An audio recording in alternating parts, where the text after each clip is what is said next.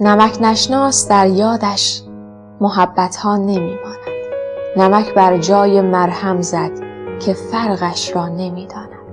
سگی ولگرد تنها استخوانی مرده می خواهد که فرق بین مرغ و مومیایی را نمی داند. بسوزانی وجودت را که گرما بخش او باشی، کند خاکستر آن آتش که آبش را بجوشاند. اگر جای خدا او را پرستش هم کنی، آخر چو آتش با زبانش پیروانش را بسوزاند. نمک نشناس، امروزت گذشت و فکر فردا باش. برای صید یک ماهی کسی دریا نخشکاند.